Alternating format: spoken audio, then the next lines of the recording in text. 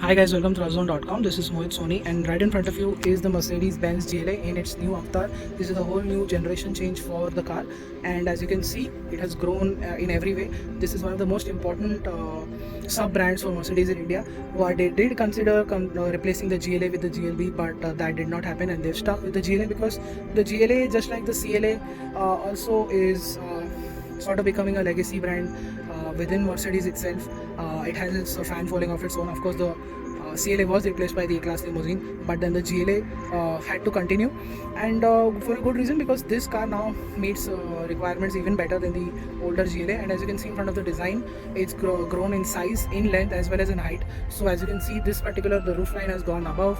It looks much more taller and beefier now, and it's still got that crossover look, of course, but then because it's not a very boxy design. And as you can see at the back, this is where it looks even more quirky, futuristic and fancy, if you may say it, because the tail lamps is a completely new approach. Never seen anything like this in any other car or from any other manufacturer also. So it's got the novelty factor going for it. It looks very nice. And yes, this is the side profile again. And as you can see, it's grown in size, so it now looks much more mature. The older GLA, despite the proportions were good, it wasn't that big on size, but now it's by a good margin, not by a bigger margin that we expected.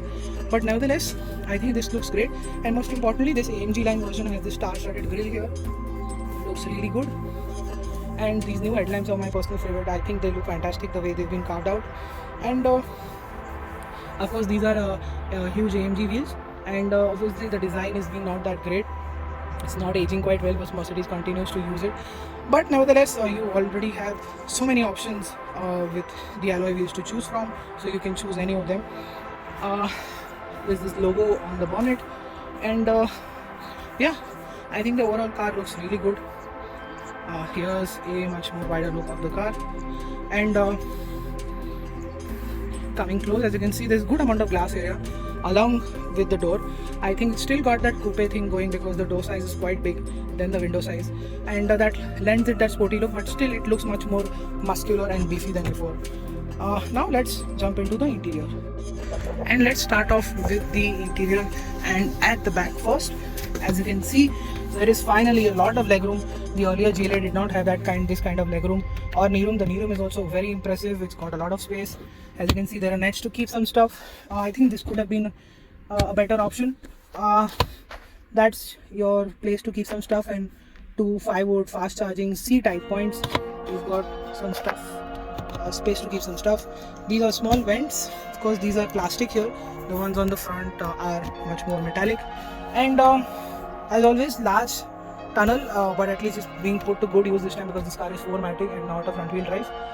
And the much, of course, demanded sunroof, full size panoramic sunroof, lighting up the cabin very well. And you've got these door pads here where you can store a lot of stuff, and this is a very nice big grab handle. In terms of features list, you can see there is height adjustable seat, and of course both seats are powered and both seats have memory function as well. And coming back to the back, you've got these cup holders here integrated well into the armrest, so you can keep your hand and keep your drinks at the same time, which is very impressive. This car, of course, is the AMG line, so it's got a black interior with red stitching. And quality, well, it's good. Of course, some plastics could have been better, but they're not disappointing by a big margin like most of its rivals.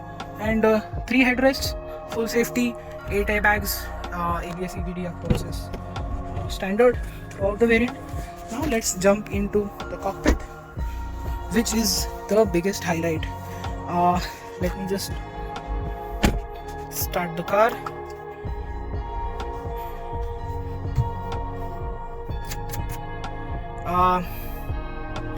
Yeah, so this is the large screen that everybody keeps on talking about. It's one huge piece, and you can see there are dials here, it's a completely LCD unit, and typical Mercedes-Benz steering wheel, a lot of buttons to control all the features. This part has the cruise control limit along with the home button for the screen here. If I press this, after cancelling this, if I press this, I go into home mode and I can scroll through everything here. Navigation, telephone, assistance, radio media, I can have it displayed here. And going back, you can of course, the function actually is the other way around, so it just takes some time getting used to. The styles and display part is where things get impressive, and as you can see, it's on classic now. Let's go into sport. It changes, and going back again with the home button into styles and display.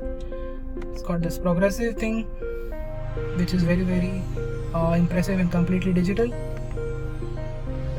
And again into styles, and I can show you the understated part of the thing where it becomes very simple. And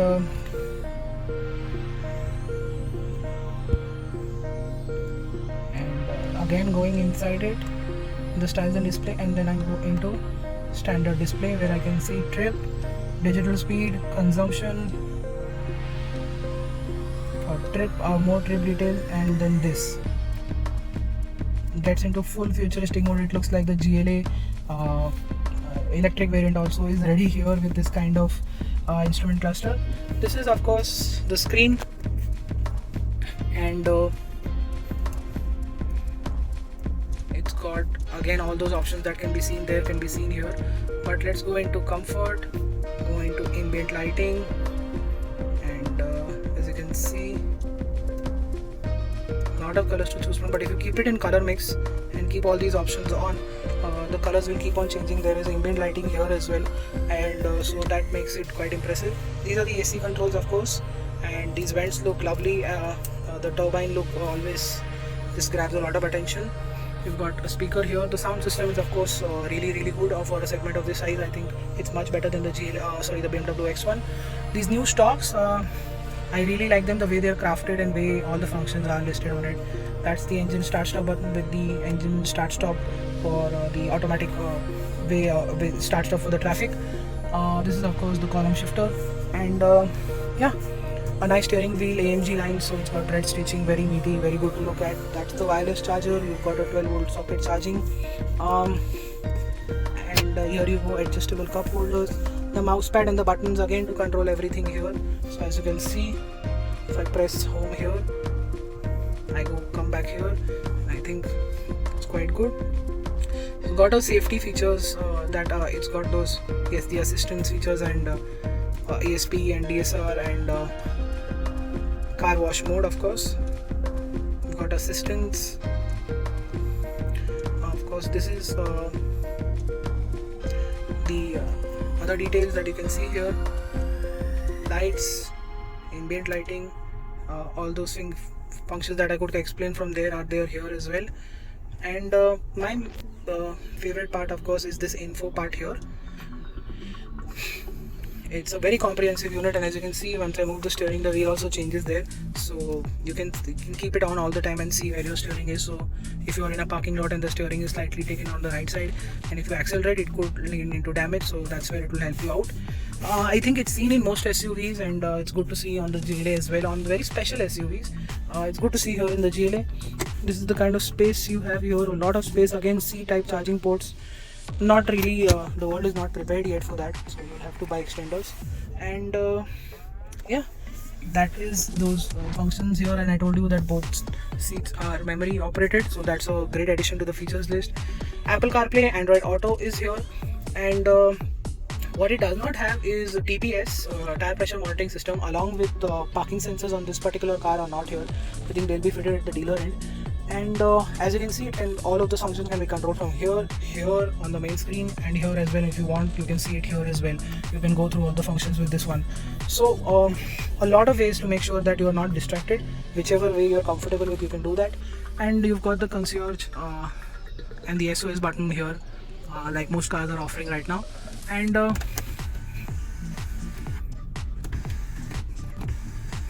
that's it, I guess. How is it like to drive? Well, we are driving the diesel version with the 4MATIC. It's got an 8-speed gearbox, and allow me to explain how is it like to drive. Driving the all-new Mercedes-Benz GLA. what we're driving here is the diesel engine with 190 PS of power, 400 Newton meters of torque from a 2-liter 4-cylinder motor made it to an 8-speed gearbox. This does sound very regular to other luxury cars manufacturers, exactly by number to number, but of course everybody has their own way of tuning and creating stuff. And this engine is fantastic. It's smooth, it's refined. Of course the diesel engine does put a little bit of noise inside the cabin from time to time, let's say at low to medium speeds, but when you're cruising like this at 85-90 kilometers an hour, you're on the expressway, there is no noise from the engine. In fact, I am in economy mode right now and doing and in 8th gear, and it's perfectly relaxed as it should be. But while driving in the city, what we saw is what we didn't like much, is that the fact the gearbox does not upshift quickly and it doesn't downshift quickly when we are coming to a halt. The gearbox just does not come down in a very smooth manner. It almost feels like it's going to stall if you listen to it very closely, because we all are, we all have driven manual gearboxes from time to time, and when you very particularly notice that aspect, you will notice that the upshifts don't happen very quickly. It rises to 3,500 RPM sometimes. I think the ideal RPM, I know for a fact that the ideal RPM is around between 2,500 to 3,000. The Mercedes will sometimes shift at 3,000, 3,500. So that is something you'll notice very keenly when you're driving, or else you can let it pass away, and most of the time you won't notice. But all of this happens in comfort mode. When you are in economy mode, it does become slightly better, but then that aspect is still there. You will feel it, but it's dialed down by a good margin. Performance, well, low-end and mid-range is great. This setup always is fantastic with the 190 PS, 400 Newton meters and 8-speed gearboxes. They give you good and the power delivery and the power band is very well done. So you have power and torque throughout the rev range. This car shoots ahead from 0 to 100 in just 7 seconds. So I think for an entry-level SUV, that is fantastic.